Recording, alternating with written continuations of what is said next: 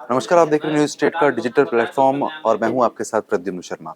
आज बात करेंगे उत्तर प्रदेश की खास विधानसभा सीट के बारे में, कुंदरकी के बारे में। जी हाँ, क्या समीकरण बन सकते हैं, क्या स्थिति बन सकती है और क्या कुछ खास देखने को मिल सकता है, वो हम आपको बताएंगे इस पूरी वीडियो में। और विस्तार से आपको जानकारी ये देंगे कि आने वाले समय में इस जो विधानसभा चुनाव से पहले जो उपचुनाव देखने को मिलेंगे, उसमें क्या कुछ खास होने जा रहा है। देखिए, उत्तर प्रदेश की अगर बात करते हैं तो लगभग 10 सीटें हैं, जिस पर उपचुनाव के जो परिणाम है वो हम अब से कुछ दिन बाद देखेंगे। लेकिन तैयारी कैसी चल रही है, चाहे बीजेपी की बात कर लें या फिर समाजवादी पार्टी की बात कर लें, आम आदमी पार्टी भी पुरजोर तरीके से इसमें अपना हाथ आजमा रही है। लेकिन खास बात यह है कि कुंदरकी सीट की अगर हम बात करते हैं तो जियाउर रहमान वर्ग के सांसद बनने के चलते ये सीट जो है वो खाली हुई थी। ये सीट जैसे ही खाली हुई, तमाम तैयारी यहाँ पर देखने को मिली। लेकिन गठजोड़ और समीकरण देखने को क्या मिलेंगे, ये कहीं ना कहीं अपने आप काफी दिलचस्प मोड़ इसलिए लेके आ जाता है क्योंकि बसपा खास तौर पर आगे बढ़ रही है। और आपको हम ये भी जानकारी दे रहे हैं कि मौजूदा स्थिति में जो सीट की परिस्थिति बनी हुई है वो काफी दिलचस्प है, क्योंकि दिल्ली जाने की होड़ और सीट पाने की ओर लगातार बनी हुई देखने को मिल रही है। हमारे सहयोगी गौरव भी हमारे साथ ज्वाइन करेंगे और विस्तार से जानकारी इस पर भी इनसे लेंगे कि गौरव, जिस तरीके से देखिए कुंदर की सीट की अगर हम बात करते हैं तो लगातार ये देखने को मिल रहा है कि काफी दिलचस्प समीकरण बन सकते हैं, चाहे बसपा की बात कर लें और खास तौर पर समाजवादी वर्सेस बीजेपी का जो रुख है वो काफी इंटरेस्टिंग यहाँ पर नजर आ रहा है। अगर आपके पॉइंट ऑफ व्यू से मैं समझना चाहूँ तो क्या अभी समीकरण बन सकते हैं इसमें? देखिए, अभी फिलहाल चुनावों का तारीखों का तो ऐलान हुआ नहीं है, लेकिन राजनीतिक दल अपने तौर तरीके से विचार बिछाना शुरू कर दिए हैं। अगर हम बात करें कुंदर की सीट की, जहाँ जियाउर रहमान बर्ग अब सांसद बन चुके हैं संभल के, तो इस वजह से उस सीट पर उपचुनाव होना है। हम्म।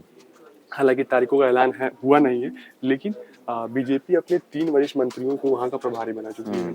उसमें जसवीर सिंह हैं, जसपाल हैं और जेएस ठाकुर हैं। तो ऐसे लेके वरिष्ठ मंत्रियों को उन्होंने बना रखा है, वहां का जिम्मेदारी दे रखी है ताकि वहां समीकरण डाला। अगर हम वहां की जातीय समीकरण की बात करें तो 65% मुसलमान और 35% के लगभग हिंदू हैं।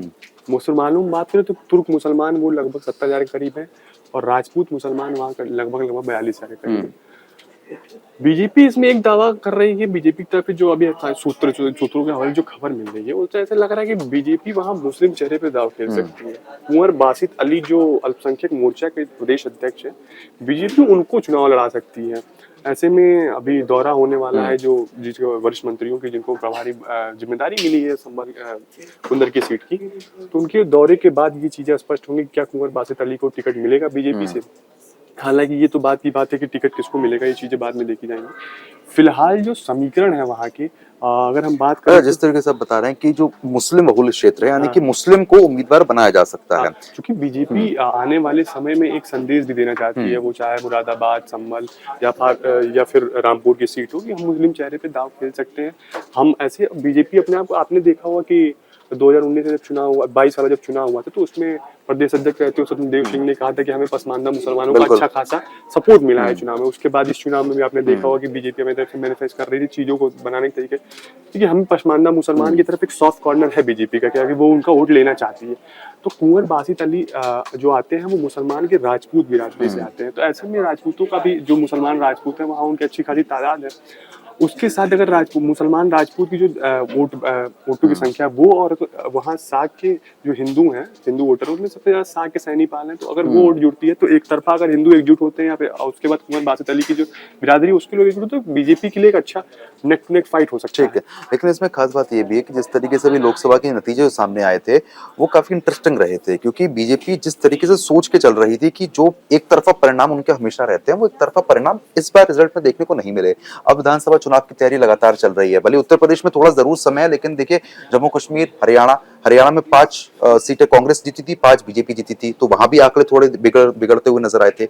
अगर हम इस सीट की बात करते हैं, उत्तर प्रदेश की जितनी 10 सीटों पर अभी उपचुनाव होने हैं, विधानसभा को हम छोड़ते हैं, उपचुनाव की अगर बात करते हैं, तो ऐसा आपको लग रहा है कि जो टिकट बंटवारे को लेकर हमेशा सवाल उठते हैं वो इस बार सही पहलू पर काम कर सकता है? देखिए, अगर हम टिकट बंटवारे की बात करें तो जिन मंत्रियों को जो सीएम योगी ने अपनी जो टीम 30 बनाई है, तो उसके उसके वो लोग जाएंगे, पहले सीटों को लेकर मंथन करेंगे, फिर वहां के उपयुक्त, जो कि दावेदार बहुत है। हर विधानसभा सीटों पर अगर उपचुनाव में देखें तो दावेदारों की संख्या बहुत है।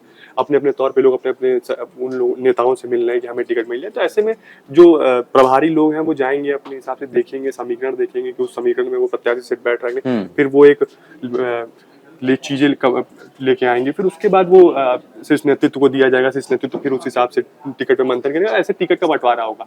अगर आप अभी फिलहाल की अगर हम लोकसभा चुनाव के हिसाब से बात करें तो लगभग 10 में से 7 सीटों पर सपा लीड कर रही है। सपा लीड कर रही है। देखिए बड़ा पॉइंट है, जिस तरीके से हमारे सहयोगी बता रहे हैं कि अगर 10 उपचुनाव की बात करते हैं तो कहना कि 10, हाँ माफ कीजिए, लोकसभा की अगर बात कर रहे हैं तो 10 में से 7 पे तो सपा ही लीड कर रही है।